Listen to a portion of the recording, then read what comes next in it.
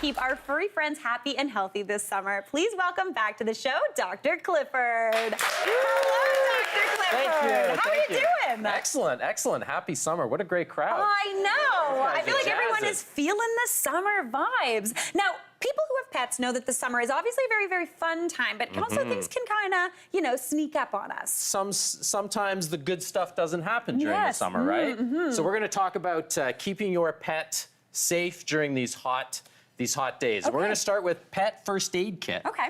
A lot of us are going to the cottage, we're going on vacation, or even just a long hike. Yeah. You should have a little bit of a first aid kit. Now, the nice thing is, all this stuff can be picked up at local drugstores, human drugstores, or pet supply stuff. Yeah. You've got bandaging material in case there's a cut or some sort of injury, gauze and tape.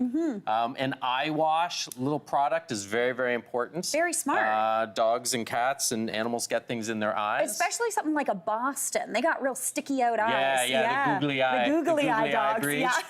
Definitely. Yeah. A little bit of a triple antibiotic ointment, not a cream, and then even regular antihistamine like Benadryl. Oh, really? Is safe for pets, 2 to 4 milligrams per kilogram. Speak to your veterinarian just to get that dosage correct. Okay. But in a pinch with a bee sting, it's very, very important. Nice. And of course, your pet loves you. Yeah. But when they're hurt, they might bite you. Yeah. So you don't necessarily have to have a muzzle, but it's there to remind you that things can happen. I have one that fits my children as well as my dogs, or for myself. And then last but not least, if you are gonna let your dog or cat swim, until you know they know how to swim, my little puppy is still learning, so she wears a life jacket, and that's very important. Is this one of those ones that when you hold her up, she starts paddling before she gets in the water? Those are my all-time favorite. Yeah, totally. I love that. That's fantastic. Now, we've got our first aid kit all packed and everything, and obviously we've got the water just in case we're getting hot, but what about heating and overheating? Yeah, overheating's a big problem, and let's go right into do not please leave your pet in the car alone. No.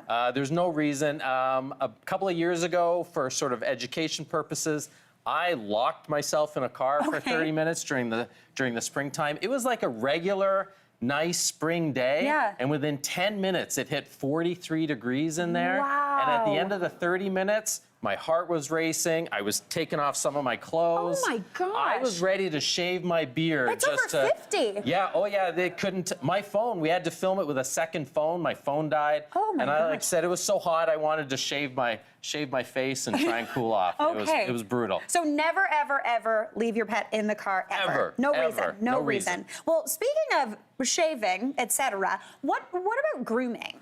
Yeah, so a lot of people ask me if they can shave short their dogs so that they're warmer in the summertime. And the answer is yes, as long as you don't have a winter breed dog. Those double-coated breeds, so like Samoyeds, Huskies, American Eskimos, even German Shepherds have a special coat that if you shave them too close, and it doesn't have to be to the skin, it damages their coat forever. Really? Yeah, so check with your groomer, ask your veterinarian, do a little Google search. So it depends upon the breed, but really just let them stay cool and keep an eye out for signs of heat stroke, and everything should be okay. What are some of the signs for heat stroke? Yeah, so the big one is, the biggest thing to look for is dry brick red gums. Oh, okay.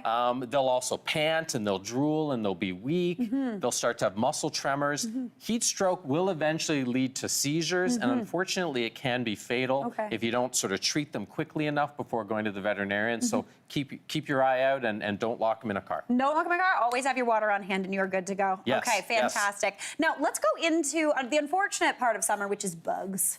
I don't like bugs. Not into it. No. The birds like them. Yeah. Birds like them. Birds and possums. And birds and possums, there you that's go. right. Yeah. Be nice to your possums. They kill ticks. Nice. And they don't get rabies. Okay, right on. Fantastic. Awesome possums. Yeah. So fleas and ticks. Fleas are more than just irritants. Yeah. They can spread tapeworm to your animals, as a lot of people don't realize. And depending on the load, they can actually cause anemia due to the massive blood loss. Oh, wow. And ticks are big problems as well. They spread Lyme disease and other diseases. So you want to do a preventative. Now, the important thing is a veterinary-approved preventative. Okay. All of these products here are over the counter. People used to use dish soap to wash your pet in to get rid of the fleas.